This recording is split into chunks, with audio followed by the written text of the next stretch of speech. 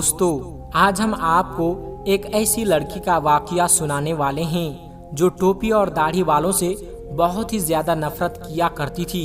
लेकिन एक दिन वह एक मुसलमान के ऑटो में बैठ गई। उस मुसलमान दाढ़ी वाले ने उस लड़की के साथ क्या किया, आइए आपको बताते हैं। लेकिन वीडियो में आगे बढ़ने से पहले आप लोगों से गुजारिश है कि इस वीडियो को एक लाइक करके हमारे चैनल को सब्सक्राइब जरूर कर लीजिएगा। दोस्तों, एक बार लखनऊ की सड़क पर एक हिंदू लड़की खड़ी हुई थी। दरअसल वो किसी ऑटो वाले का इंतजार कर रही थी। उसको अपने घर जाना था। अचानक उसे एक ऑटो वाला आता हुआ दिखाई दिया। उसने उसके आगे हाथ दिया और उसको रुकवा लिया। ऑटो वाले ने कहा, जी मैडम, कहाँ जाना है? लड़की ने देखा ऑटो वाला एक मुसलमान, उसके सर पर टोपी है और चेहरे पर दाढ़ी है। उसने ऑटो वाले को एक मौलवी समझकर अपने दिल ही दिल में कहा कि इसको कह दूं कि आप यहाँ से चले जाइए, मुझको कहीं नहीं जाना है। मगर उस लड़की की ऑफिस एक सुनसान जगह पर होने की वजह से टैक्सी वाले उधर से कम ही गुजरते थे।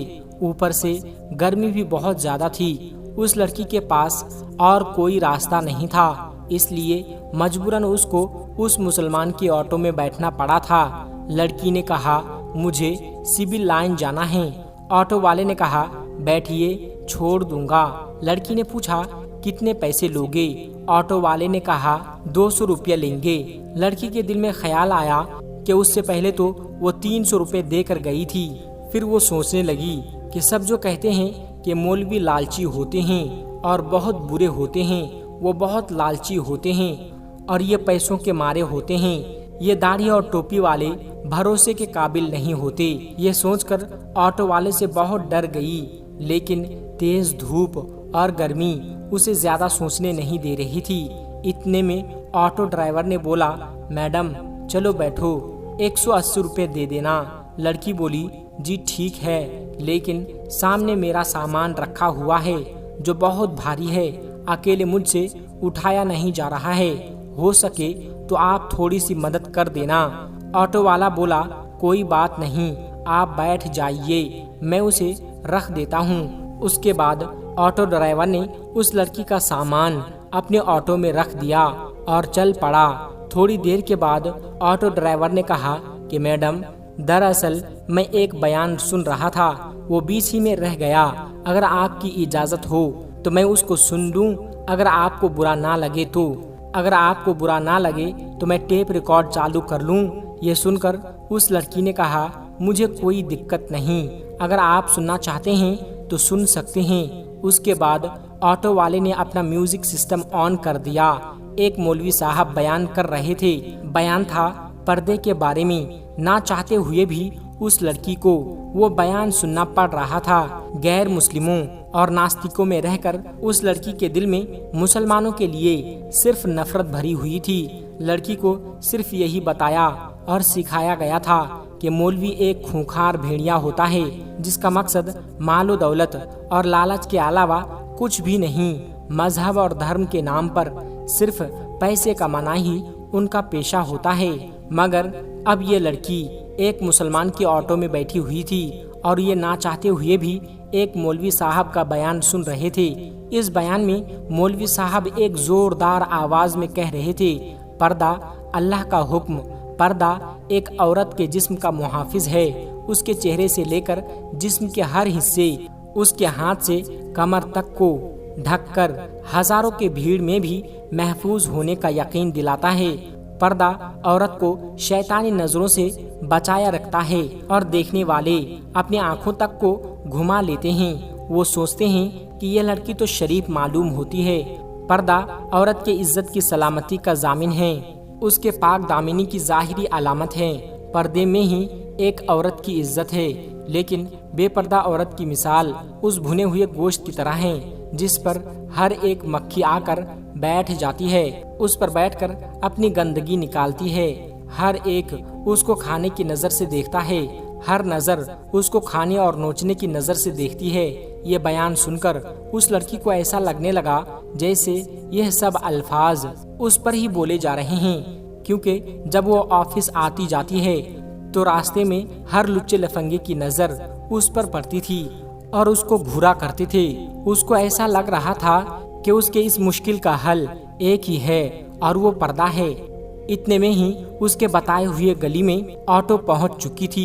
उसके घर के सामने जाकर ऑटो रुक गया। वो लड़की ऑटो से नीचे उतरी और कहने लगी कि मेहरबानी करके आप मेरा सामान बाहर रख दें। उसके बाद उस लड़की ने अपनी माँ को फोन लगाया और कहने लगी, माँ सनी को नीचे भेज दो, मेरा सामान है जिसमें वजन ज्यादा है, उसको मैं अकेली ऊपर लेकर नहीं आ सकती। माँ ने फोन पर कहा, बेटा सनी तो घर पर नहीं है। ये सुनकर ऑटो ड्राइवर ने बोला, मैडम कोई बात नहीं, मैं आपका सामान लेकर ऊपर चला जाता हूँ। लड़की के दिमाग में पहले ही ये सोच आ चुकी थी कि शायद पैसों की लालच में यह सब कुछ कर रहा है।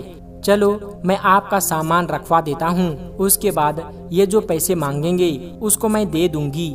ये सोचकर लड़की बोली, ठीक है आप ही रख दीजिए। उसके बाद ऑटो वाले ने उस लड़की का सामान उठाया और पहले फ्लोर पर जाकर उस लड़की के कहने पर एक फ्लैट के सामने उसका सामान रख दिया। उसके बाद उस लड़की ने 300 रुपए निकाले और ऑटो वाले को देने लगे। ये देखकर ऑटो ड्राइवर ने कहा, मैडम ये 300 रुपए किस बात की है? ये सुनकर वो लड़की कहने लगी, दरअसल कुछ दिन पहले मैं यहाँ एक ऑटो से आई थी, उस ड्राइवर ने मुझसे 300 रुपए लिए थे और फिर आपने मेरा सामान उठाया है। अगर उसके पैसे आप अलग से यकीनन चाहते हैं तो वह भी बता दीजिए, मैं आपको वह भी दे देती हूँ। ये सुनकर ऑटो ड्राइवर ने कहा, नहीं मैडम आप अपने पैसे अपने पास रखिए, हमारी जितने पैसे पर बात हुई थी उससे ज्यादा पैसे मैं आपसे नहीं ले सकता। और बात रही आपके सामान उठाने की, तो हमारा दीन हमें ये सिखाता है कि हमें दूसरे लोगों से हमदर्दी का दर्स देता है, इसलिए मैं आपका सामान उठाकर आपकी मदद की है, इसलिए उसके पैसे मैं नहीं ले सकता। ये कहकर ऑटो ड्राइवर जाने लगा तो लड़की के मुंह से निकल गया कि क्या आप एक मौलवी है? ऑटो ड्राइवर मुस्कुराने लगा और कहने लगा, मुमकिन है मौलवी के बारे में आपको गलत जानकारी दी गई है, आपको मुसलमानों के बारे में गलत गाइड किया गया है। मैं एक मौलवी, आलिम, हाफिज तो नहीं हूँ, लेकिन मैं उससे मोहब्बत करने वाला हूँ, मैं एक मुसलमान हूँ। ये कहकर ऑटो वाला जाने लगा। लड़की अपनी आंखों में आंसू लिए अपने घर की तरफ जाने लगे। अगर आपको एक मुसलमान की जिंदगी का क्या होती है ये देखनी है तो अल्लाह के प्यारे नबी हजरत मोहम्मद सल्लल्लाहु अलैहि वसल्लम के बारे में आप जरूर पढ़ें। हमारे प्यारे नबी हजरत मोहम्मद सल्लल्लाहु अलैहि वसल्लम से अच्छी मिसाल आपको दुनिया भर में कहीं भी नहीं मिल सकती। आपने औरतों के हक में उस वक्त आवाज उठाई जब लड़कियों को जिंदा जमीन में दफन कर दिया करते थे। इसलिए याद रखें, अगर कोई इंसान गलत काम करता है तो यकीनन वह इंसान गलत हो सकता है। आज के दौर में इतने ज्यादा मगन हो गए हैं जिनको खुद इस्लाम के बारे में मालूम नहीं है, फिर वो अपने बच्चों को क्या बताएंगे। याद रखें, इस्लाम बिल्कुल पाक और साफ मजहब है। इस्लाम दीन हक है। किसी के कहने और सुनने से उसको बुरा भला ना कहो। अगर फिर भी आपके दिमाग में इस्लाम को लेकर कोई भी गलत फहमी है तो आप खुद अल्लाह के प्यारे नबी हजरत मोहम्मद सल्लल्लाहु अलैहि वसल्लम के बारे में पढ़े। आपको जर्रा बराबर गलती नजर नहीं आएगी। अगर आपको कहीं पर कोई मुसलमान गलती या बदतमीजी करता हुआ दिखाई दे तो आप सिर्फ उससे इतना बोल देना कि क्या तुम्हें तुम्हारे प्यारे नबी हजरत मोहम्मद सल्लल्लाहु अलैहि वसल्लम ने यही सिखाया है। यकीन माने, अगर वो सच्चा मुसलमान होगा तो वो शर्म से पानी पानी हो जाएगा और वहीं पर सच्ची तौबा कर लेगा।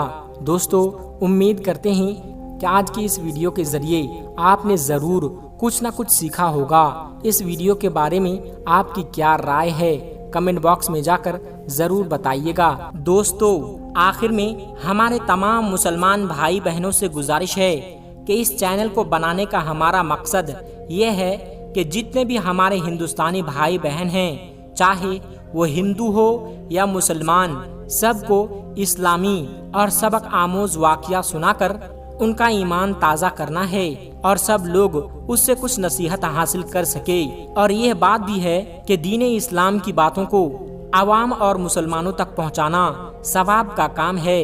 इसलिए इस वीडियो को एक लाइक करके अपने करीबी दोस्तों तक शेयर करके सवाब का काम जरूर करें। दोस्तों, आज की वीडियो में बस इतना ही।